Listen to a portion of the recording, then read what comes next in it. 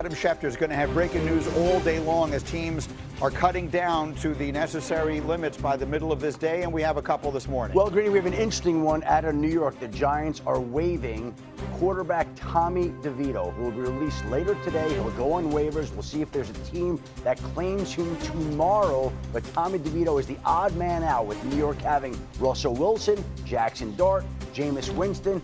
Tommy Cutlets is no longer in New Jersey. He's like a folk hero, right? I mean, the whole area fell in love with him. He's been pretty much the only good thing about New York football for the last couple of years. Can he go on the practice squad? Like, sure. Is that still an option? He has to clear the waivers first. Right. And then again, like at some point, if they move on from Jameis Winston in terms of a trade in season, now you have Tommy DeVito in your building, knows the program, knows the offense. To me, that's a likely outcome. All right, so as these go, 4 o'clock Eastern time this afternoon is cut down time. These will be coming in all day long. Shefty will have the very latest. In the meantime, I've got burning questions, and let's begin, Shefty, with you in Cleveland. As was forecast by Tannenbaum yesterday, Kenny Pickett was traded to the Raiders, so that quarterback room in Cleveland now has one less face. What are you hearing about their plans at quarterback and why they were willing to trade away Pickett? Well, they got offered, obviously, a pick for Kenny Pickett. That was a valuable pick, and Cleveland now has 2 ones, and they have extra picks later in the draft, so they are going to be armed and ready for the 2026 draft. Look, Kenny Pickett was a value. They have Dylan Gabriel, who they like. They have Shedeur Sanders, who they like. They don't have an experienced backup to Joe Flacco right now, but I think this team is willing to ride through that, especially with the way that Dylan Gabriel looked this summer. So that's the point. While they haven't named it yet, the real question is who's going to be the backup, because that player is one hit away from being on the field on opening day. It's going to be Gabriel. Yeah, who played very well this preseason in fairness screening, but as Hebo just reminded me, he's in 3rd percentile in height. It's really hard to have sustained success in the NFL. Drew Brees is the obvious outlier when you are so short. So to me, it's a big risk. You go from 4 quarterbacks, which we've talked about all summer long, to literally for a 40-year-old quarterback to be backed up by a very unproven, very short by NFL standards 3rd-round pick. Yeah. So we will see Dylan Gabriel, and maybe at some point we will see Shedeur Sanders. That story remains, that quarterback room remains an interesting one. Yeah, I mean, listen, I've always said, like, this season should have an eye towards what you're going to be in 2026 right. at the quarterback position. You're going to keep both of the rookie quarterbacks. Yeah, exactly. And maybe both of them get the chance to play. Mike T, yours is the next burning question. Joe Mixon will miss the first 4 weeks of the season with a foot injury, as was forecast by Shefty yesterday. Tell us again, the wide open AFC South. Which team do you like? The Tennessee Titans. Look, the Texans will have 4, maybe 5 new stars on the offense. Joe Mixon's out. And when you think about Cam Ward, this is the quietest first overall pick we've ever seen. And he, to me, is going to have a spectacular season. Tyler Lockett, Calvin Ridley, really solid offensive line. They have Tony Pollard.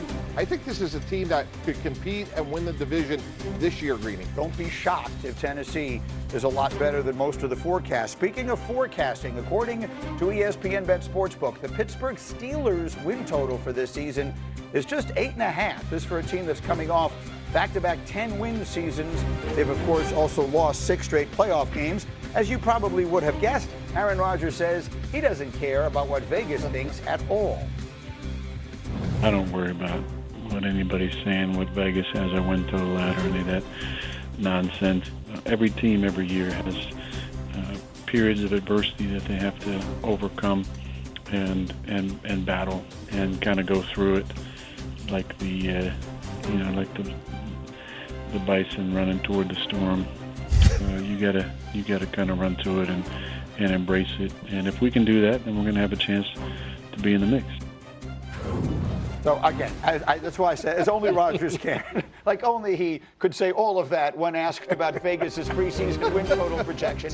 That said, it's 8.5. D Wood, we go over or we go under? I'm taking the over on there. Listen, we're talking about Mike Tomlin and the Pittsburgh Steelers. Like, they sleep their way into 9-10 wins. Yeah. And that's without Aaron Rodgers at quarterback. Listen, I get he's 41, and that's a big question mark. Can he play the whole slate of games? But this is the best quarterback situation the Pittsburgh Steelers have had since Big Ben has been there.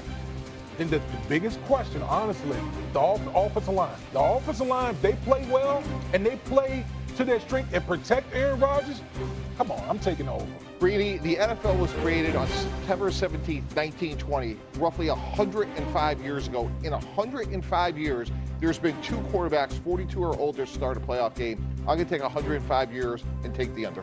So you're going under on Rodgers, at least as far as the playoffs are concerned. Shefty, what are you hearing out of Pittsburgh, the early returns?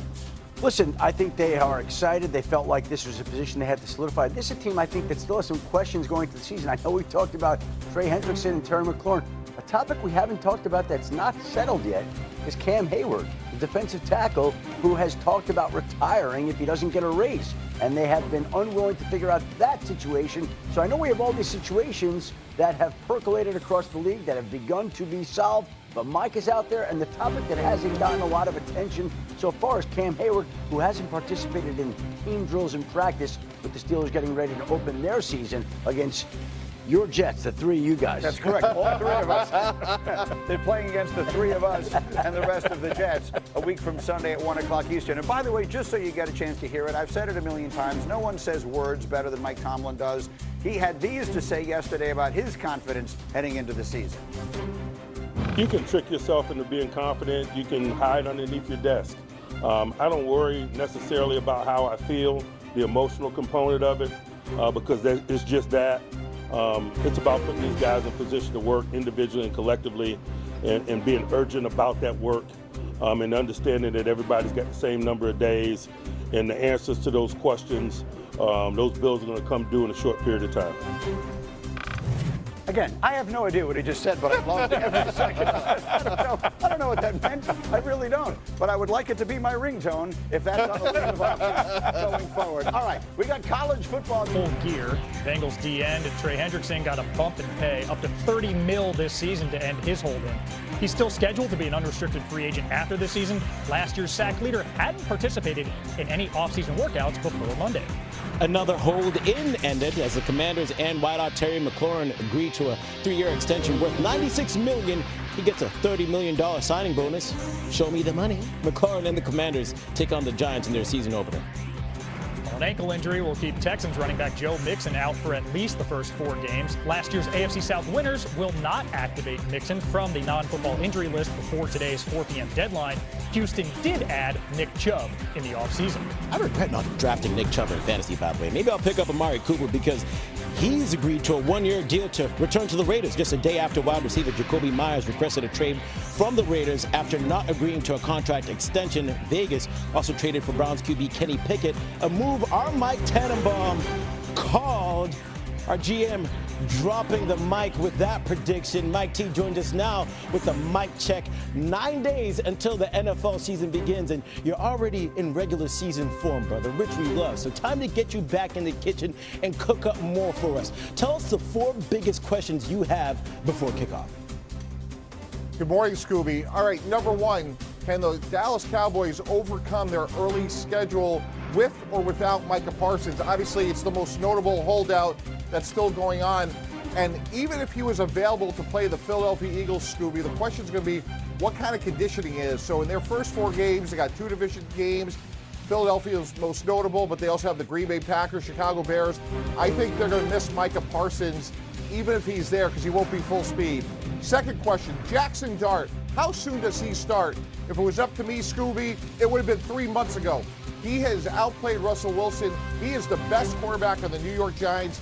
Every game he doesn't start is, to me, not giving them the best chance to win.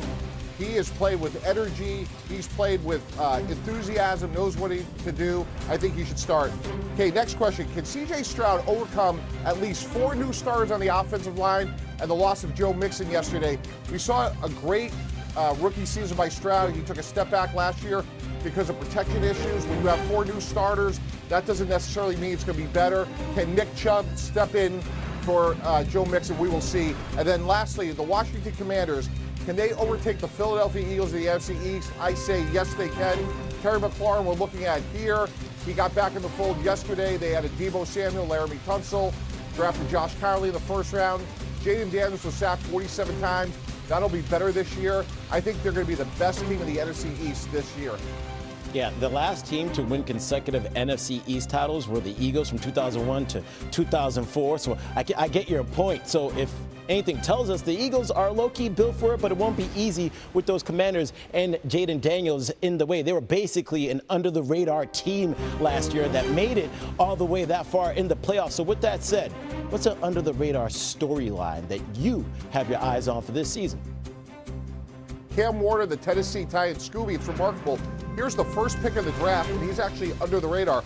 I actually think by the end of the season, this team could make the playoffs, possibly win the division, and I think he'll be the best quarterback in the AFC South. He doesn't turn the ball over. He makes great decisions. They have two good veterans in Tyler Lockett and Calvin Ridley.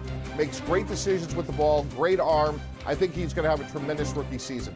Yeah, we're going to find out straight out the gate. Ward and the Titans will get an early test on week 1 facing last season's Defensive Player of the Year, Patrick Surtain, and those Broncos on the road